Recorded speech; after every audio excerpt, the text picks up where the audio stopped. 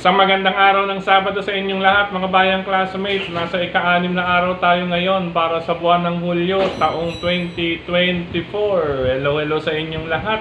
At tari naway mga nasa mabubuti kayong kalagayan at kalusugan sa mga sandaling ito para sa ating gagawing paglilibang sa mga pakarerang na ihanda at nabuo sa atin ng MMTCI at Philippine Racing Commission and the Cappers na magsisimula sa ganap na alas 3 ng hapon mga bayang classmates. Ayan po eksakto lamang po ulit para sa larong winner take all ang ating mapaglilibangan. Bago tayo magpatuloy, nais ko munang i-welcome at pasalamatan ang ating mga bagong classmates, mga bagong subscribers dito sa ating channel.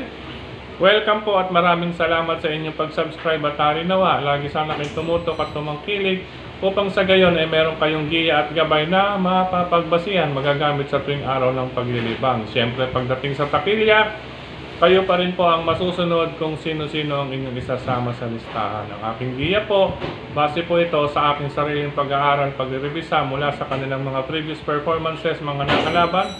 Muling sinilip sa replay kung kinakailangan at siyempre na-ready po ang kanilang time record at ang senaryo na maaring maganap sa bawat takbuhan. Muli, kayo pa rin po ang masusunod, mga bayang classmates. Welcome po sa mga bagong subscribers. Sa mga hindi pa po nagsasubscribe, subscribe na po kayo at sa nanonood ngayon, isang like sign lamang po, masaya na ang inyong lingkod. Okay, Docs? Pisaan na natin ang ating mga giya. Karera numero 1 para sa unang puntusan ng winner take all covers races 1 to 7. Sa karerang ito maaari nating solohin, number 7, Most Grateful, na sasakyan po ni Pabs Caballejo. Muling nagbabalik po itong si Most Grateful, mga bayang classmate. Ano po At syempre, hindi rin to basta lalaban lang ng husto, dahil masusubukan natin galing sa pahinga ito, mga bayang classmates. Tingin ko magbibigay ng laban mula alisan dahil sa klase ng pista ay itong number 6 na rin na si Euroclidon ni Claro Saulog Pare Jr. Ito si Euroclidon ay isa sa mga mauna dito sa karerang ito. Ulitin ko, karera numero 7 ay numero 1, pwede pong suluhin kung sakali man. Number 7, Most Grateful, kung nais magdagdag. Number 6, Euroclidon. Good luck po, unang puntusan para sa larong winner take all. Race number 2 para sa pick 6 covers races 2 to 7. Sa karerang ito, unang natatanaw natin para sa angkop na distansya ay itong number 2 na si Ayuda, nagsasakyan ni Mark Gonzales, mga bayang classmates. Yun nga lang, kinakailangan maging maagap itong si Mark dahil may posibilidad po na makaporma ang number 5 na si Doña Chichay, na sasakyan naman ni Albert Serios. Ibang klase rin po din miskarte yan si Albert Serios.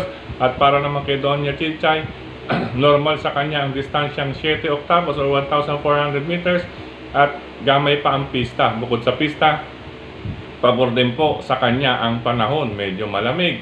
Kaya mapapalaban siya kay Doña Chichay, mga bayang classmates. Kung nais magdagdag lamang po ang aking pamilyan muli, karera numero 2, number 2, Ayuda, at number 5, Doña Chichay. Good luck, mga bayang classmates. Race number 3 para sa pick 5 covers races 3 to 7. Sa karerang ito, mga bayang classmates, ito lamang po sa lamang itong number 3, Mandatum, na gagabayan po ni Nelson ay Asyong Uy Jr. Yan, lamang po ito. Base na rin sa distansya, malaki po ang tsansa niya o tsansa nilang manalo ni Mandatum with Nelson Asyong Uy Jr. nga po, mga bayang classmates. Anyway, makibalita na lamang po. Basta ako, single number 3, Mandatum, karera numero 3, 3 on 3. Good luck, mga bayang classmates. Race number 4 para sa pick 4 covers races 4 to 7. Sa karera nito, mga bayang classmates, napakababa. Bukod na literal na bababang numero, napakababa na rin po sa laban nitong number 1 na si Octubre 14 ni Dan Camanyero, mga bayang classmates. Ang laki na po ng tsansa nito rito. Maari po itong solohin, mga bayang classmates. Nga lang, kinakailangan maging maagap din si Dan dahil si Aliana medyo konti po ang kanyang kasabayan sa harapan. Pero sige, solo na lang tayo rito. Solo pa rin tayo rito, kalahok numero 1, Oktubre 14 with Dan Camanyero ng pagmamayari ni kapatid Boots at Chansar. Yan, ha? Boots, good luck sa iyong alaga. Number 1, Oktubre 14, race number 4. Dumako naman tayo sa likod ng ating mga racing program, race number 5, mga bayang classmates. Sa karerang ito, ayan, gandang laban to, no? It's between number 1, Noble Touch with Isaac Ace Lara Aguila at number 8, Cherubin with Ray Adona, mga bayang classmates. Pero hindi rin basta pahuhuli dyan ang isa sa nasa harapan na si Tool of Choice. Ano po, baka mamaya magkaabangan yung numbers 1 and 8. Makaporma naman itong si Tool of Choice base sa present group. Mas mataas po ang grupo ni Tool of Choice, nasa 21 siya, yung dalawa nasa 20. Anyway, medyo dehado po yun sa hinete, mga bayang classmates. Kaya, pero pang 3 points yan, baka mapabayaan sa harapan. Ulitin ko, karera numero 5, number 1 Noble Touch, number 8 Cherubin at number 4 Tool of Choice. Parehasan lamang po iyan para sa akin, mga bayang classmates. Good luck, ikalimang takbuhan. Race number 6, penultimate race tayo, mga bayang classmates. Sa karerang ito, malaking pagkakataon para sa number 7, Cristiano with Ryan J. Kamba Tabor, na makapitas ng panalo dito sa ika-6 na takbuhan. Alalay lang, tamang bitaw para kay Ryan J. Sa kabayong Cristiano, kayang-kaya niya itong gapiin ba yun? O talunin ang grupong ito, mga bayang classmates. Ngayon, ang magbibigay ng laban para sa akin, ito na rin number 5 na si Let It Shine with John Allison Pabilik. Ayan po, nagbabalik si John Allison, mga bayang classmates. Let It Shine, siya ang magbibigay ng magandang laban dito kay Cristiano. Kaya kung nais makatawid, ay maniguro po, race number 6, magdalawa na po tayo. Number 7, Cristiano, at number 5, Let It Shine. Good luck, ika-6 na takbuhan, mga bayang classmates. Last and final race ngayong araw ng Sabado, mga bayang classmates. Ito magandang paratingan. May kataasan ng grupo, para sa class 4, 28 to 33 groups. Sa karerang ito, unahin natin ang number 1, couple, isang nasa harapan na kaagad at isang re-remate. Ika nga po, kumpleto po yan. Couple entry number 1, Saratoga Chrome with Jonathan Basco Hernandez at 1A, Basket of Gold with John Alvin Guse. Kalaban pagsungaw sa rektahan, itong number 2 na si Wild is the Wind, nagkamay po ni Andrew Boom Boom Villegas, mga bayang classmates. Iyan po ang re-remate pagsungaw sa rektahan. Ngayon, siyempre paratingan iyan, medyo magdagdag tayo. Kung sakali man, itong number 6 cluster na sasakay ni Marlon Laloma, mga bayang classmates, isa sa mga nasa striking position na po ito.